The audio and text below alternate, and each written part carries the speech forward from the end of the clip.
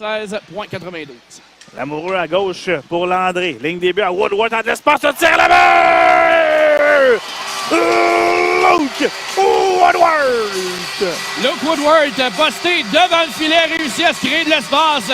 Revient directement devant le filet de Robillard. Un bon tir directement sur le coin du poteau. Côté de la mitaine. Et ça va Robillard, les voltigeurs qui prennent les devants 1-0. Oui, on a littéralement laissé manœuvrer Woodward qui était sur la ligne des buts. Habituellement, lorsque ce joueur a la rondelle, on demande aux défenseurs devant le filet d'aller gêner le travail du porteur de la rondelle. On va s'assurer de le répéter plusieurs fois. On attaque du côté des Highlanders et on marque! Dès la reprise du jeu, Guillaume, une séquence pratiquement similaire au but de Woodward. Et on marque. C'est Galland là, qui a déjoué le gardien de but de Drummondvillois. Kieran Galland avait de l'espace derrière le filet et a patienté. C'est créé un corridor pour revenir devant le filet et a glissé la rondelle entre les jambières de Jacob Booby. Donc, but réplique immédiatement pour les Highlanders. Donc, c'est ce qu'on devait faire là, du côté des visiteurs pour éviter que les voltigeurs et les devants rapidement. C'est simple, là, du côté des officiels d'appeler cette punition. 1-1 pour les voltigeurs en avantage numérique ce soir. Ligne début, c'est la pointe. Entre au filet, le tir là-bas! Son deuxième du match déjà! Luke Woodward! Jérémy Lapointe posté à l'embouchure du filet. À droite, une passe transversale pour Woodward à gauche. Et Simon, est-ce que c'est la meilleure séquence en avantage numérique qu'on a vu cette saison avec 2 buts rapides en première période? Écoutez, on n'a même pas joué 4 minutes complètes. Il y a 3 buts dans la partie, dont 2 en avantage numérique du capitaine. Ça va dans le coin, Lamoureux va le cueillir et ensuite dégage jusqu'en territoire central. Et c'est Woodward qui va reprendre la rondelle. Woodward déborde le défenseur, coupe au filet, le tir à l'arrêt de Robillard et Thomas n'avait pas vu la pression de Campbell et ça crée un revirement. Tir de l'entrave, arrête Gobi, la rondelle qui est derrière et finalement on marque! Elle était sous lui et Gobi bien s'est retourné et on a profité d'une cage abandonnée. C'est Hollingsworth qui va créer l'égalité en début de deuxième. Gobi, en tombant sur son dos, n'a pas pu maîtriser cette rondelle et elle s'est retrouvée complètement libre dans l'enclave et ça a profité aux Highlanders qui créent l'égalité grâce à ce retour. Un excellent tir de Owen Hollingsworth devant le filet.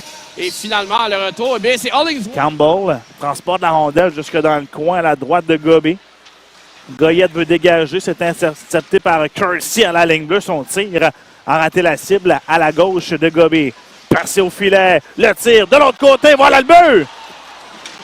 On avait oublié Morneau à l'embouchure du filet. Et ce dernier déjoue Gobi et pour la première fois du match, Charlottetown prend les devants.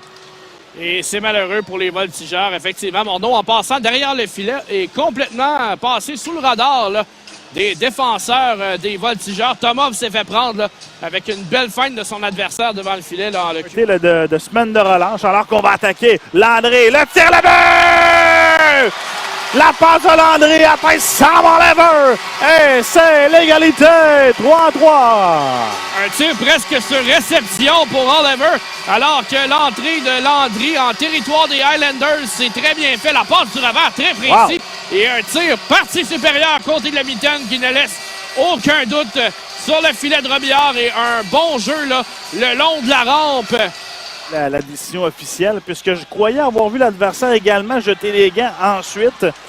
Donc, il faudra voir là, exactement. Le tir de l'enclave. Quel arrêt de Robillard sur le tir de Tristan Roy.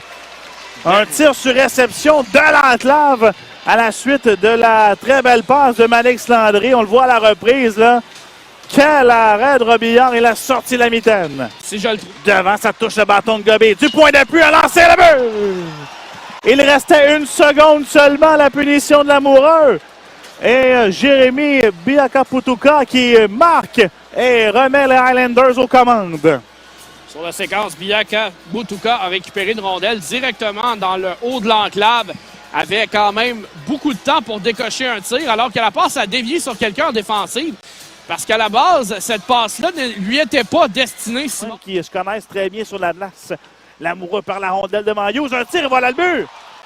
Parlant d'anciens des Voltigeurs, bien voilà Simon Hughes qui déjoue Gobi entre les jambières, un tir que le gardien aimerait clairement revoir. Alors, Gobi s'est fait avoir sur la séquence, embouchure du filet à gauche, un tir très bas et ça a trouvé son chemin entre les jambières du gardien des Voltigeurs. Et c'est ce qui arrive, Simon, lorsqu'on fait ce genre d'appel de pénalité-là, qui change le match. Et bien là, les Highlanders qui en profitent, c'est 5. Fortin. Et là, bien, il n'y a plus de gardien du côté des Voltigeurs. Il va le tout pour le tout avec 5 minutes à jouer au match et 2 buts de retard. La passe de Woodward, toutefois, est interceptée. Et le but est marqué de Simon Hughes, son deuxième du match. Et ça vient de clouer le bec